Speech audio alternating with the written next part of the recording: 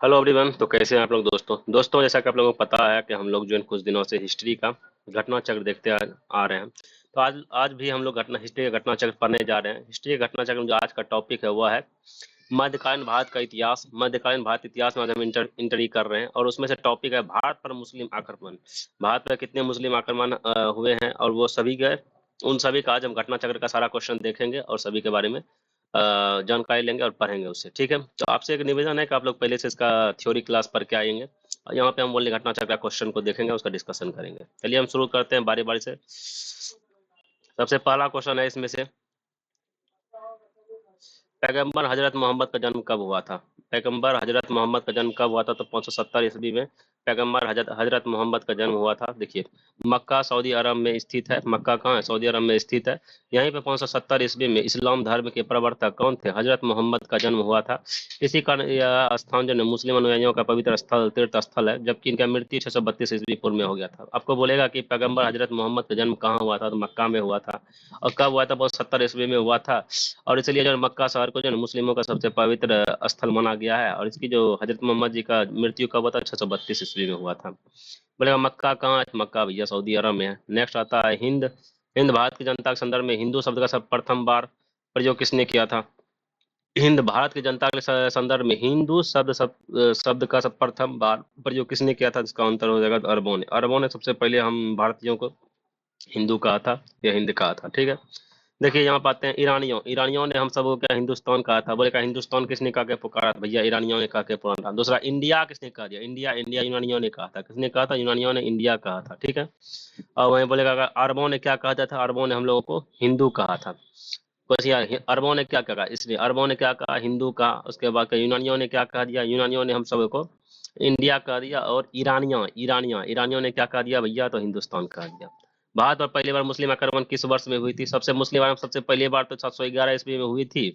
लेकिन उस टाइम जो है ना सफल नहीं हुआ था। सफल नहीं हुआ था। सफल देखिए इसमें क्या था, 711 ईस्वी में बुदेला और उबदेला के नेतृत्व में ये आक्रमण हुआ था, लेकिन ये सफल आक्रमण नहीं हुआ। सफल आक्रमण जो है ना मोहम्मद बिन कासिम के समय में हुआ था, जो 712 ईस्वी में हुआ था। ठीक है, चलिए हम लोग बात आगे बढ़ते हैं। तो ये भारत पर पहला सफल मुस्लिम आक्रमणकारी कब हुआ था? 712 ईस्वी में हुआ था। अरब आक्रमणकारी था वो, मोहम्मद बिन कासिम के नेतृत्व में हुआ था। मोहम्मद बिन कासिम से पूर्व क्या 711 ईस्वी में क्या उबदुल्ला के नेतृत्व में अभियान दल भेजा गया था, लेकिन वह पराजित होकर और मारा गया था। इराक इराक के हाकिम अल इजहाज ने मोहम्मद बिन कासिम के नेतृत्व में अरबों के सिंध पर आक्रमण करने के लिए भेजा गया था। भाई संघर्ष के बाद अरबों ने 712 ईस्वी में सिंध पर विजय किया था। किस पे भैया? सिंध पर विजय प्राप्त कर ली थी। उस समय सिंध पर किसका किसका शासन था भैया? दाहिर का शासन था। जिस टाइम मोहम्मद बिन कासिम ने 712 ईस्वी में जब पहली बार हमारे भारत पर आक्रमण किया, तो वो सबसे पहले सिंध पर आक्रमण किया। और सिंध पे उस टाइम किसका शासन था भैया? दाहिर, राजा दाहिर का शासन था। उसके बाद फारसी ग्रंथ चचनामा में अरबों द्वारा सिंध की विजय की जानकारी मिलता है। बोलेगा किस ग्रंथ में जो अरबों द्वारा सिंध पर विजय की जानकारी मिलती है? तो वह फारसी ग्रंथ है जो चचनामा है। चचनामा में क्या होता है? अरबों का सिंध पर विजय मिलती है। ठीक है, देखिए हम आपको टॉपिक बताते हैं। भारत पे मुस्लिम आक्रमण जो हुए ना, दो टाइप का मुस्लिम आक्रमण हुए थे। कितने टाइप का? तो भैया दो टाइप का हुए थे। बताइए कौन कौन सा? पहला था अरब मुस्लिम आक्रमण, दूसरा था क्या? तुर्की मुस्लिम आक्रमण। कौन कौन सा था? एक अरब था मुस्लिम आक्रमण, एक था तुर्की। ठीक है, अरब में जो है ना अरब मुस्लिम आक्रमण में सफल हुआ था वह ये था मोहम्मद बिन कासिम। अब मोहम्मद बिन कासिम कौन था भैया? अरब मुस्लिम कारी था। और तुर्की मुस्लिम आक्रमण जो हुआ था उसमें तीन को आया था, मोहम्मद गजनबी, मोहम्मद गौरी और दिल्ली सल्तनत। ये तीन ही हुआ, तुर्की सल्तनत हो गया। और जो हम लोगों में जो सबसे पहले जो मुस्लिम आक्रमणकारी हुआ था वह अरब का था, जिसका नाम था मोहम्मद बिन कासिम। चलिए आगे बढ़ते हैं। मोहम्मद बिन कासिम द्वारा सिंध की विजय कब की गई थी? सिंध पर में 712 ईस्वी में की गई थी। भारत में प्रथम मुस्लिम आक्रमणकारी था कौन सा? भारत में प्रथम मुस्लिम आक्रमणकारी कौन था? तो मोहम्मद बिन कासिम था। कौन था भैया? मोहम्मद बिन कासिम था। चलिए, भारत पर सर्वप्रथम मुस्लिम आक्रमणकारी थे भाई। सर्वप्रथम मुस्लिम आक्रमणकारी कौन थे? सबसे पहले भैया अरब के लोग ही आए थे मुस्लिम आक्रमणकारी। आपको अभी तो बताया मुस्लिम आक्रमणकारी भारत में कितना प्रकार हुए? दो बार हुए। कौन कौन सा? एक अरब हुआ, दूसरा तुर्की हुआ। सबसे पहले कौन हुआ था? अरब ने किया था, जिसमें कि मोहम्मद बिन कासिम था 712 ईस्वी में।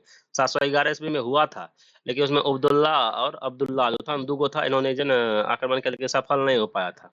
सफल 712 ईस्वी में हुआ था, जिसमें कि मोहम्मद बिन कासिम ने आक्रमण किया था। ठीक है। हम्म। और ये कहाँ पे सबसे पहले किया था? सिंध, सिंध में किया था। सिंध में, सिंध के शासन उस टाइम कौन? राजा दाहिर थे। दाहिर को उन्होंने पराजित कर दिया था और इसकी जानकारी में चचनामा में मिलती है। ठीक है, हम लोग आगे आगे बढ़ते हैं अब। मोहम्मद बिन कासिम था, बताइए मोहम्मद बिन कासिम क्या था? ये तो अरब थे। कौन थे भैया? अरब थे। मोहम्मद बिन कासिम क्या थे भैया? अरब। क्या थे? अरब। ठीक है, आगे बढ़िए। चचनामा के अनुसार छब्बीं और सातवीं राजधानी क्या थी? चचनामा के अनुसार छब्बीं और सातवीं राजधानी क्या था? तो भैया इसका था अरोड़ा। अरोड़ अरोड़ अरोड़ अरोड़। आइए, चचनामा के अनुसार छब्बीं एवं सातवीं शताब्दी में सिंधु देश मतलब सिंध की राजधानी कौन क्या थी भैया? तो अरोड़ा थी। क्या था भैया? अरोड़ा थी। धातुवाहक चचनामा के सिंध के इतिहास से संबंधित एक पुस्तक है। इस पुस्तक में चच राजवंश के इतिहास तथा अरबों द्वारा सिंध विजय के वर्णन किया गया है। ठीक है, इनमें से कौन गजनी राजवंश का संस्थापक था? बताइए भैया, गजनी राजवंश का संस्थापक कौन था? बताइए। अल्पगिन था। अल्पगिन था। अल्पगिन था। कौन था भैया? अल्पगिन था। गजनी राजवंश का संस्थापक कौन था? अल्पगिन था। कौन था? अल्पगिन। अल्पगिन। ठीक है, चलिए आज थोड़ा इसके बारे में जान लेते हैं। गजनी वंश का संस्थापक कौन था? अल्पगिन था। गजनी वंश का संस्थापक कौन था? अल्पगिन था। गजनी वंश का अन्य नाम क्या था? यामनी वंश भी था। आपको पूछ देगा यामनी वंश किसका नाम था? तो भैया गजनी वंश का संस्थापक था। गजनी वंश का नाम था यामनी वंश। अल्पगिन ने गजनी गजनी को अपनी राजधानी बनाया था। अल्पगिन ने गजनी को अपनी राजधानी बनाया था। अल्पगिन ने किसे अपनी राजधानी बनाया था? गजनी को राजधानी बनाया था। इस समय उत्तर पश्चिम भारत में कौन हिंदू हिंदू शाही राजवंश का राज्य था? इसका विस्तार क्या हिंदू कुश पर्वतमाला में मिलता है। ठीक है, देखो भैया सिंपल से बात है, गजनी वंश का संस्थापक अल्पगिन था और गजनी वंश का अन्य नाम भी यामनी वंश था। अल्पगिन ने गजनी को अपनी राजधानी बनाया था। ठीक न, इस समय उत्तर पश्चिम में जो है, उत्तर पश्चिम देखिए, उत्तर पश्चिम इधर क्षेत्र हो जाता है, पूरा इधर गया पश्चिम हो गया। जब भी देखिए भारत का नक्शा कैसे होगा, ऐसे ऐसे ऐसे करके नक्शा होता है ना गुरु, ऐसे ऐसे ऐसे ऐसे ऐसे करके, ऐसे ये हो गया। चलिए कोई नहीं, थोड़ा सा बड़ा में बनाना चाहिए था। एक मिनट रुकिए इसको। ये कैसे होता है? भारत का नक्शा कैसे होता है? ऐसे ऐसे ऐसे करके, ऐसे ऐसे करके, ऐसे ऐसे ऐसे, अबे ऐसे करके जाइए, तो फिर ऐसे आएगा, ऐसे करके ऐसे आ जाइए। फिर इसके बाद ऐसे लगभग ऐसे ही करके, अप्रोक्स मान लीजिए ऐसे ही करके होता है सब कुछ। ठीक है, ऐसे होता है। ये जो क्षेत्र होगा, ये क्षेत्र इधर ही पड़ता है अफगानिस्तान, इधर से आता है सब कोई, तुर्की और मुसलमान सब शासक। ये क्या हो गया आपका? उत्तर पश्चिम क्षेत्र हो गया। क्या हो गया? ये उत्तर पश्चिम क्षेत्र हो गया। ये उत्तर पश्चिम क्षेत्र हो गया। ठीक है, तो उस टाइम उत्तर पश्चिम क्षेत्र में कौन? हिंदू शाही राजवंश राजा था, जिसका विस्तार क्या हिंदू कुश पर्वतमाला से मिलता है। ठीक है, चलिए इसको इरेज कर देते हैं। हम्म, आगे पढ़ते हैं। मोहम्मद गजनी ने भारत पर कितना बार आक्रमण? 17 बार आक्रमण किया था। बात बिल्कुल सही बात है, मोहम्मद गजनी ने 17 बार भारत पर आक्रमण किया था। समझे? मोहम्मद गजनी ने भारत पे कितना बार आक्रमण किया था? 17 बार। देखिए मोहम्मद गजनी के बारे में, मोहम्मद गजनी किसका पुत्र था? सुबतगिन का पुत्र था। किसका था? मोहम्मद गजनी जो है ना, सुबतगुन का पुत्र था। ठीक है, यह जो है ना मोहम्मद गजनी 1998 ईस्वी में गद्दी पर बैठा था। ठीक है ना, इन्होंने 1027 से 1027 ईस्वी तक, और इस बीच में उन्होंने भारत पर 17 बार आक्रमण किया था। समझे? 1000 से लेकर 1027 तक के बीच में उन्होंने भारत पे कितना 17 बार आक्रमण किया था। ठीक है, और 1001 में सबसे पहले और पंजाब के हिंदू शाही वंश के ऊपर आक्रमण किया था। उस समय इसकी राजधानी कौन थी? वह हिंद थी। ठीक है, और इसका सबसे जो सफल हुआ था 1027 ईस्वी में, जाट के विरुद्ध अपना अंतिम आक्रमण किया था इन्होंने 1027 में। और इसका सफल आक्रमण हुआ था 1025 ईस्वी में हुआ था। ठीक है, जिन्होंने सोमनाथ मंदिर को उन्होंने लूट लिया था। ठीक है, सोमनाथ मंदिर को उन्होंने लूट लिया था। चलिए आगे पढ़ते हैं। मोहम्मद गजनवी ने भारत पर कितना 17 बार आक्रमण किया था? ये तो सही है। वह भारत में अस्थायी मुस्लिम शासन के स्थापना करना चाहता था। नहीं भैया, वो तो खाली लूट मार करने के लिए आता था, अस्थायी शासन करने के लिए नहीं आता। इसमें क्या हो जाएगा? केवल एक सही हो जाएगा। ठीक है, केवल एक सही हो जाएगा। चलिए आगे बढ़ते हैं हम लोग। निम्नलिखित में कौन चंदेल शासक मोहम्मद गजनवी से पराजित नहीं हुआ था? बताइए, निम्नलिखित में कौन एक चंदेल शासक था जो मोहम्मद गजनवी से पराजित नहीं हुआ था? बताइए कौन था? वह विद्याधर था। विद्याधर एक ऐसा शासक था जो कि जब मोहम्मद गजनवी से भैया पराजित नहीं हुआ था। ठीक है, चलिए आगे बढ़ते हैं। मोहम्मद गजनवी का चंदेल शासक पर प्रथम आक्रमण 1019 से 1020 ईस्वी में हुआ था। ठीक है, उस समय चंदेल वंश का शासक कौन था? विद्याधर था। चंदेल वंश का शासक कौन था भैया? विद्याधर था। 1019 से 1020 में उसके ऊपर आक्रमण किया गया, जो अपने वंश का सर्वाधिक शक्तिशाली शासक था। मुस्लिम स्रोतों से पता चलता है कि विद्याधर एवं महमूद के बीच किसी नदी के किनारे भीषण युद्ध हुआ था। ठीक है, किसी कोई नदी था, उनके किनारे बहुत ही विद्याधर और ये मोहम्मद गजनबी के बीच में 1019 से 1020 के बीच में भीषण युद्ध हुआ। ठीक है, भीषण युद्ध हुआ, किंतु इसका कोई परिणाम नहीं मिल सका। तो इस युद्ध में विद्याधर ने अपने राजनीतिक सूझबूझ के परिचय देते हुए युद्ध स्थल का उपयुक्त न होने के कारण रात्रि के अंधकार में अपनी सेनाओं को हटा लिया। मोहम्मद गजनबी भी लौट गए वहां से। इस प्रकार विद्याधर को अकेला ऐसा हिंदू शासक था जिसने कि मुसलमानों को सफलतापूर्वक विरोध किया, और मुस्लिम लेखकों ने इसे तत्कालीन भारत का सर्वाधिक शक्तिशाली शासक बता दिया भैया। ठीक है, तो पूछेगा आप लोगों का इनमें से कौन सा चंदेल शासक था जो मोहम्मद गजनबी से पराजित नहीं हुआ था, तो विद्याधर बता दीजिएगा। ठीक है, किस चंदेल राजा ने महमूद गजनबी का सामना किया था, तो वही अब तुरंत विद्याधर आ जाएगा। विद्याधर ने भैया अपना जो है ना गजनबी के साथ युद्ध किया था, और उसके बाद जीत भी लिया था, कोई परिणाम ही नहीं मिला था। तो मतलब समझिए इसे पराजित पराजित नहीं हुआ था। मोहम्मद गजनबी का दरबारी इतिहासकारी कौन था, बताइए। मोहम्मद गजनबी का दरबारी इतिहासी कौन था, उतबी था। कौन था, उतबी। आइए जानते हैं। मोहम्मद गजनबी शिक्षित व सुसभ्य था। ठीक है, वह विद्वान व कलाकारों का सम्मान करता था भैया। ठीक है, उसने अपने समय के महान विद्वानों को गजनी में एकत्रित कर लिया था। उसका दरबारी इतिहास कवि कौन था, उतबी था। कौन था दरबारी इतिहास कवि कौन था, उतबी। बोलेगा उतबी भैया कहाँ, किसका दरबारी कवि था, तो मोहम्मद गजनबी का। इसने क्या लिखा था, किताब उल यामनी लिखा, या तारीख यामनी। यामनी जिसके अंत में आएगा उसने उतबी ने लिखा था। ठीक है, किसने लिखा था, उतबी ने लिखा था। चलिए नेक्स्ट आता है। ठीक है, शाहनामा के लेखक कौन थे, बताइए। शाहनामा के लेखक फरिश्ता किसके दरबार में संबंधित थे, शाहनामा के लेखक कौन थे, फरिश्ता। फरिश्ता किसके भैया दरबारी कवि थे, बताइए। दरबारी कवि किसके थे, शाहनामा। शाहनामा तो लेखक थी फिरदौसी था। शाहनामा का लेखक फिरदौसी था। चलिए देखिए, उस त्रुटिपूर्ण है उस क्वेश्चन में यह कहा गया, क्योंकि शाहनामा का लेखक फरिश्ता ना होकर फिरदौसी होगा, वही सोचे। वह मोहम्मद गजनबी के दरबार का प्रसिद्ध विद्वान कवि था। पूर्व पूर्व के होमर की उपाधि दी जाती थी। इस प्रकार इसका संभावित प्रश्न विकल्प बी होगा। जबकि फारिस्ता ने क्या लिखा था, तारिक ए फारिस्ता या गुलशन ए इब्राहिम नामक किताब लिखी थी। ठीक है, फारिस्ता ने क्या लिखा था भैया, देखिए फारिस्ता और ये फिरदौसी दोनों अलग अलग है। ठीक है ना, याद रखिएगा। फारिस्ता ने लिखा भैया तारिक ए फारिस्ता या गुलशन ए इब्राहिमी नामक पुस्तक इन्होंने लिखे। इसका पूरा नाम मोहम्मद कासिम हिंदू शाही था।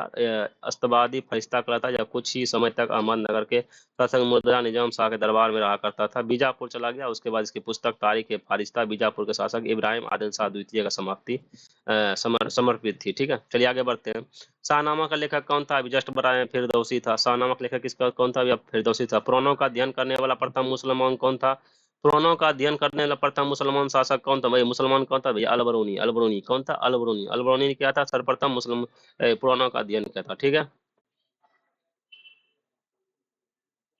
आइए थोड़ा अलबरूनी के बारे में जान लिया। पुराणों का अध्ययन करने वाला प्रथम मुसलमान कौन था, अलबरूनी था। उसका जन्म 973 ईस्वी में हुआ था। वह खीवा का रहने वाला था। कहाँ का खाने बोलेगा, कहाँ का रहने वाला था अलबरूनी भैया, तो खीवा का रहने वाला था। ठीक है, फाजिल मोहम्मद गजनबी के साथ वह मोहम्मद गजनबी का दरबारी कवि था, ये भी था दरबारी। जो भी कहिए, कवि कहिए, ये वो इतिहासकार इसको कहिए। ठीक है, इतिहासकार था यह भारत आया था। मोहम्मद गजनबी के साथ यह भारत आया था। ठीक है, अलबरूनी मात्र इतिहासकार ही नहीं बल्कि उनके ज्ञान और रुचियों की व्यक्ति जीवन के अन्य क्षेत्रों में भी थी। कैसे, खगोल विज्ञान में था इसका, भूगोल में था, तर्कशास्त्र में, औषधि विज्ञान में, गणित में, धर्मशास्त्र, इस सभी क्षेत्रों में जो है ना उसका रुचि बहुत ही था, और बहुत ही जानकारी भी था।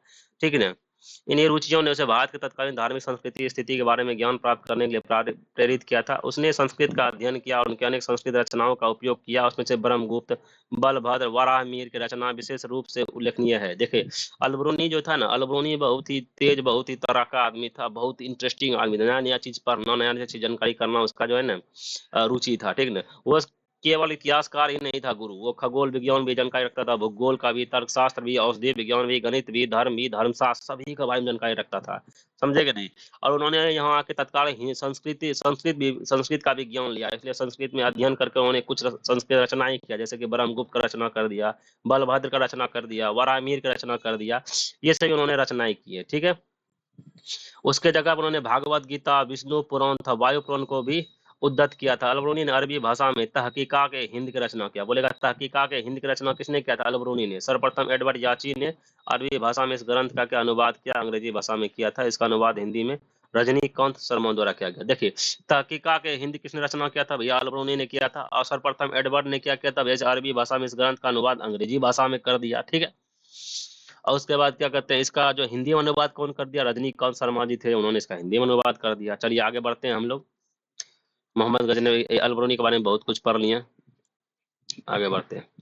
मोहम्मद गजनी के साथ भारत आने वाला प्रसिद्ध इतिहासकार कौन था भैया? मोहम्मद गजनवी के साथ भारत में आने वाला प्रसिद्ध इतिहासकार था, देखिए अल बरूनी है, मारिया अल बरूनी द ठीक। अल बरूनी भारत में आया था, कब आया था बताइए? 11वीं शताब्दी में आया था, 11वीं शताब्दी में। क्योंकि भैया देखिए, क्योंकि 11वीं शताब्दी में क्या था, ये जो गजनवी के साथ आया था, मोहम्मद गजनवी ने कब भारत पे आक्रमण किया था? विजय छोटा थी 1000 ईस्वी से लेकर 1027 ईस्वी तक उन्होंने लगातार 17 बार आक्रमण किया था, उसी बीच में यह भारत में आया था। अब वो जो शताब्दी जो स्टार्ट हुआ, 11वीं शताब्दी स्टार्ट हो गया था, ठीक है। मोहम्मद गजनी के साथ भारत आने वाला प्रथम मुस्लिम विद्वान कौन थे? प्रथम मुस्लिम विद्वान कौन थे भैया? अल बरूनी थे, ठीक है। निम्नलिखित कथनों में कौन अल बरूनी संबंधित नहीं है? वह एक धर्मनिरपेक्ष लेखक था? नहीं भैया, वो तो सभी धर्मों में इंटरेस्ट था। वह ग्रंथ उस समय के जीवंत भारत में प्रभावित था, बिल्कुल। तो वह संस्कृत का विद्वान था, हाँ भैया, संस्कृत उन्होंने सीखा था, विद्वान था। वह त्रिकोणमिति का विशेषज्ञ था भैया, त्रिकोणमिति उन्होंने बोले ना, अभी तो तब गणित मित में भी बहुत रुचि था उसको। तो इसमें संबंध नहीं है, तो भैया यही है, हो गया जो संबंध सही नहीं है, एक धर्मनिरपेक्ष लेखक था भैया।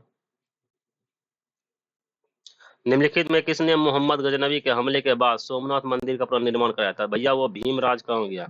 भीमदेव ने करवाया था, ठीक ना। देखिए मोहम्मद गजनवी जो जो है ना, भारत पे 1025 ईस्वी में, 1025 से 1026 ईस्वी में उन्होंने सोमनाथ मंदिर पर आक्रमण कर दिया। वहां से क्या कहते हैं, यहाँ का शासक भीमदेव प्रथम उस टाइम में था। मोहम्मद गजनवी महमूद मंदिर ने अतुल संपत्ति लूट कर वापस लौट गए। महमूद के जाने के कारण भीमदेव प्रथम ने क्या सोमनाथ मंदिर का पुनर्निर्माण करवाया था, ठीक है। चलिए आगे बढ़ते हैं।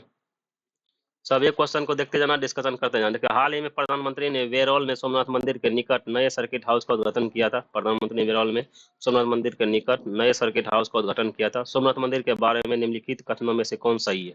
सोमनाथ मंदिर ज्योतिर्लिंग देव मंदिरों में से एक है भैया, ये महादेव के मंदिरों में से तो एक बिल्कुल सही है भैया, ठीक है। अल बरूनी ने सोमनाथ मंदिर का वर्णन किया था, हाँ भैया किया तो था बिल्कुल। सोमनाथ मंदिर की प्राण प्रतिष्ठा पर आज के मंदिर की स्थापना राष्ट्रपति राधाकृष्णन द्वारा की गई थी। नहीं भैया, ये तो थोड़ा सा गड़बड़ी लग रहा है। चलिए एक और दो सही है, ऐसा आंसर में भी एक और दो दिया हुआ है, ठीक है। आइए बढ़ते हैं। सोमनाथ मंदिर गुजरात राज्य में अरब सागर के तट पर अवस्थित है, ठीक है। इस सोमनाथ मंदिर 12 ज्योतिर्लिंग देव मंदिरों में से एक है, ठीक है। इस समय भारत का उल्लेख अल बरूनी द्वारा या अपनी यात्रा वृत्तांत में किया गया था। इसका उल्लेख जो है ना अल बरूनी जी ने किया था। 11 मई 1951 ईस्वी में भारत के प्रथम राष्ट्रपति डॉक्टर राजेंद्र प्रसाद ने मौजूदा मंदिर प्राण में प्राण प्रतिष्ठा की थी। इस तरह से विकल्प का एक सही उत्तर है। अरे नहीं, क्या है, नहीं लिखा हुआ है क्या? लिखा तो सही तो आंसर पुराना चाहिए था। उल्लेखनीय है कि मोहम्मद गजनवी ने 2025 के 26 दिन सोमनाथ मंदिर पर आक्रमण किया था। चलिए आगे बढ़ते हैं। किसने एक तरफ संस्कृत मुद्रा लेखन के साथ चांदी के सिक्के निर्गत किए थे? बताइए, किसने एक तरफ जो है संस्कृत का मुद्रा लेखन लिखा हुआ था संस्कृत में, और दूसरा जो है ना चांदी मुद्रा लेखन का, चांदी का सिक्का में एक तरफ संस्कृत का मुद्रा लेखन किया था। वह कौन था भैया? था अपना मोहम्मद गजनवी आदमी थे जिन्होंने लिखा था, ठीक है। चलिए आगे बढ़ते हैं। निम्नलिखित में से मध्य एशिया के किस शासक ने 1192 ईस्वी में उत्तर भारत को जीता था? बताइए, उत्तर भारत को किसने जीता था? बताइए। शहाबुद्दीन मोहम्मद गौरी। देखिए, अब मोहम्मद गौरी के बारे में थोड़ा जान लीजिए। ये एक तुर्की आक्रमणकारी था मोहम्मद गौरी, यह अफगानिस्तान से यहाँ पे आया था। दूसरे चरण में मोहम्मद गौरी ने किया था। इसका पूरा नाम था मोहम्मद गौरी या मुजहिद्दीन मोहम्मद बिन साम था, ठीक ना। 9 से 1173 ईस्वी में मोहम्मद गौर ने गौर प्रदेश का शासक बना था। 1177 ईस्वी में मुल्तान व सिंध पर इन्होंने आक्रमण कर लिया। 1178 ईस्वी में पाटन गुजरात पर आक्रमण कर लिया, ठीक है। चलिए इसी तरह 1191 ईस्वी में सबसे पहले तराइन के प्रथम युद्ध में पृथ्वीराज चौहान तृतीय से इन्होंने युद्ध किया। पृथ्वीराज चौहान तृतीय से इन्होंने युद्ध कर विवाद हो गया, ठीक है। 1191 में प्रथम तराइन का युद्ध किया। तराइन का प्रथम युद्ध कब हुआ था भैया? 1191 में। फिर 1192 में तराइन का द्वितीय युद्ध हुआ, इसमें से पृथ्वीराज चौहान क्या बेचारा हार गए, ठीक है। उसके बाद 1194 ईस्वी आया, उसमें कौन? चंदावर का युद्ध हो गया। चंदावर के युद्ध में कौन हार गया भैया? तो उन्होंने क्या नाम था उसका, और 1194 का युद्ध कौन हार गया? जयचंद हार गया, ठीक है। चलिए इसका बारे में जानकारी लेते हैं, आगे बढ़ते हैं अब।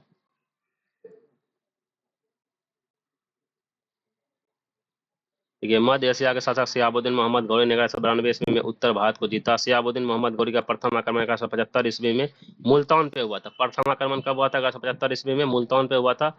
1205 ईस्वी तक यह साम्राज्य विस्तार अथवा पूर्व विजित राज्य की रक्षा के लिए भारत पर चढ़ाई करता रहा। 1975 से 76 ईस्वी में मुल्तान में कच्छ पर आक्रमण किया था। 1177 ईस्वी में गुजरात पर आक्रमण किया और 1191 ईस्वी में पृथ्वीराज चौहान के साथ तराइन का प्रथम लड़ाई लड़ी। मोहम्मद गौरी की पराजय हुई कब? 1192 ईस्वी में, ठीक, द्वितीय तराइन युद्ध में, ठीक ना। अच्छा, मोहम्मद गौरी की भी पराजय हुई 1191 के प्रथम युद्ध में, ठीक है। द्वितीय युद्ध में मोहम्मद गौरी जीत गया, ठीक है, पृथ्वीराज चौहान बेचारा हार गया उसमें। चलिए नेक्स्ट आते हैं। मोहम्मद गौरी को सबसे पहले किसने पराजित किया था? अपना क्या नाम है उसका? भीमदेव द्वितीय। भीमदेव द्वितीय ने उसे पराजित कर दिया था भैया। क्वेश्चन देखिए, मोहम्मद गौरी को सबसे पहले किसने पराजित किया था? भीमदेव द्वितीय ने। जब इन्होंने 1178 ईस्वी में मोहम्मद गौरी ने गुजरात पर आक्रमण किया था, किंतु मूलराज द्वितीय एवं या भीमदेव द्वितीय ने नाइक देवी के नेतृत्व में अबू पर्वत के निकट गौरी का मुकाबला किया था, उसे परास्त कर दिया था गुरु। 1178 ईस्वी में मोहम्मद गौरी को भीमदेव द्वितीय ने क्या परास्त कर दिया था, ठीक है। मोहम्मद गौरी ने जयचंद को किस युद्ध में पराजित किया था? तो बताइए। मोहम्मद गौरी ने जयचंद को 1194 ईस्वी में चंदावर का युद्ध में। किसमें? 1194 चंदावर के युद्ध में, ठीक है। याद रखिएगा, 3 को युद्ध हुआ था। 1191 में क्या?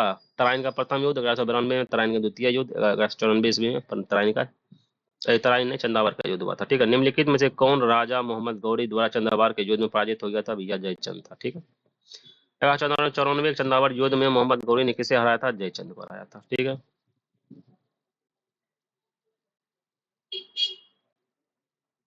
आगे बढ़ते हैं। युद्ध जिसमें भारत ने मुस्लिम शक्ति का स्थापना की थी, वह युद्ध जिसमें कि भारत ने मुस्लिम शक्ति का स्थापना की थी, तराइन का द्वितीय युद्ध। तराइन का जैसे द्वितीय युद्ध हो गया ना, उसके बाद मुस्लिम ने शक्ति धीरे धीरे ना भारत में स्थापित होने लगी थी, ठीक है। क्योंकि 1192 ईस्वी में तराइन के द्वितीय युद्ध में मोहम्मद गौरी द्वारा पृथ्वीराज चौहान को पराजय के बाद भारत में मुस्लिम शक्ति का स्थापना हुई थी। गौरी की राजनेता और श्रेष्ठ युद्ध प्रणाली के कारण मुसलमानों की जीत हुई और युद्ध भारतीय इतिहास में अत्यधिक महत्वपूर्ण था, ठीक है। उसके बाद जयचंद ने भैया उसको इंट्री करवाया था, जिसके बाद जयचंद को 1194 ईस्वी में गर्दा उड़ा दिया उसका। चलिए आगे बढ़ते हैं। निम्नलिखित नामों को कालानुक्रम में व्यवस्थित करें और नीचे दिए गए कोट में सही उत्तर प्राप्त करें, ठीक है। चलिए भैया, इसका जो सबसे पहले कौन आ जाएगा? सबसे पहले आ जाएगा मोहम्मद गजनबी आ जाएगा, क्योंकि पहले मोहम्मद गजनबी आ जाएगा, फिर आ जाएगा क्या? मोहम्मद गौरी। गजनबी के बाद गौरी आएगा, ठीक है। फिर आएगा चंगेज खान, फिर आएगा तैमूर। अच्छा, इसमें बोलेगा सबसे पहले कौन कौन आया? सबसे पहले कौन आया? गजनबी आया। सबसे पहले तो मोहम्मद बिन कासिम आया। कासिम तो आ गया कौन? वो हो गया अरब मुसलमान। अब तुर्क मुस्लिम आइए, तुर्क में सबसे पहले कौन? मोहम्मद गजनबी आ जाएगा। फिर मोहम्मद गजनबी गौरी आ जाएगा। गौरी के बाद चंगेज खान रगड़ते हुए आएगा, फिर तैमूर आएगा, ठीक है। फिर तैमूर आएगा। चलिए आगे बढ़ते हैं। देखिए 1999 से 2027 के बीच मोहम्मद गजनबी ने भारत पर आक्रमण 17 बार किया। उसके बाद फिर गौरी आया। मोहम्मद गौरी ने 1175 ईस्वी से 1205 ईस्वी तक बराबर साम्राज्य विस्तार अथवा पूर्व विजित राज्य की रक्षा के लिए भारत पर चढ़ाई करता रह गया। फिर चंगेज खान आया। चंगेज खान का आक्रमण कब हुआ था भैया? 1221 ईस्वी में ख्वारिजम शाह का पुत्र उत्तराधिकारी जलालुद्दीन मकरवन सिंधु नदी के तट पर आया था और उसी का पीछा करते चंगेज खान भी आ गया था। फिर आता है भैया क्या? मंगोल आया। मंगोल सेनाना तैमूर 1398 ईस्वी में भारत पर आक्रमण किया था, ठीक है। 1398 में ईस्वी में तैमूर आया था, ठीक है। आगे बढ़ते हैं। किस मुस्लिम शासक के सिक्के पर देवी लक्ष्मी की आकृति बनी हुई है? बताइए कौन ऐसा मुस्लिम शासक था जिसके सिक्के पर देवी लक्ष्मी का भैया चित्र था? तो वह मोहम्मद गौरी था। कौन था? मोहम्मद गौरी। चलिए ठीक है, आगे बढ़ते हैं अब हम लोग। भारत में मोहम्मद गौरी ने किसे प्रथम बार अख्ता प्रदान किया था? बताइए, भारत में मोहम्मद गौरी ने किसे प्रथम बार अख्ता प्रदान किया था? बताइए। कुतुबुद्दीन ऐबक। कुतुबुद्दीन ऐबक को भारत ने मोहम्मद गौरी ने किसको प्रथम अख्ता प्रदान किया था? कुतुबुद्दीन ऐबक। देखिए कुतुबुद्दीन ऐबक क्या था जानते हैं? इसका अथी था, गुलाम था, ठीक है ना। जैसे मोहम्मद गौरी टपक गया, उसके बाद क्या हुआ? इन्होंने कुतुबुद्दीन ऐबक उसका शासन निर्देश संभाला, ठीक है ना। मोहम्मद गौरी के विजय के बाद शीघ्र ही उत्तर भारत में अख्ता प्रथा स्थापित हो गई थी। 1192 से 1206 ईस्वी तक कुतुबुद्दीन ऐबक ने गौरी के प्रतिनिधि के रूप में उत्तर भारत के विजयी भाग का प्रशासन संभाला। भारत ने मोहम्मद गौरी ने कुतुबुद्दीन ऐबक को प्रथम बार अख्ता प्रदान किया था, ठीक है। मोहम्मद गौरी ने किसे? कुतुबुद्दीन ऐबक को अख्ता प्रदान किया था, ठीक है। मोहम्मद गौरी के किस दास ने बंगाल एवं बिहार पर विजय प्राप्त किया था? बताइए, मोहम्मद गौरी के किस दास ने बंगाल एवं बिहार दोनों पे भैया विजय प्राप्त किया था? बख्तियार खिलजी।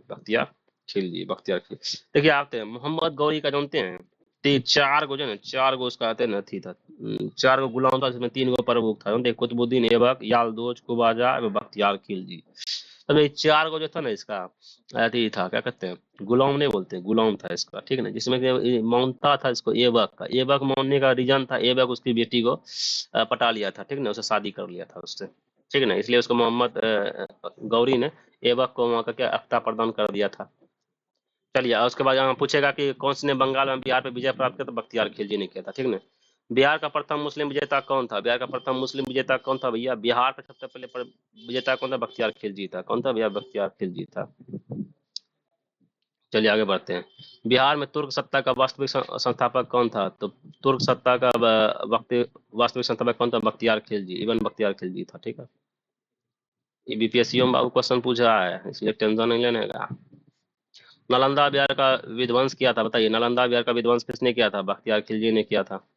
नीचे दिए गए कथन पर जिनमें से एक को कथन एक दूसरे के कारण कहा गया, बताइएगा। भारत पर तुर्की आक्रमण सफल हुए। हाँ भैया, सफल तो हुए।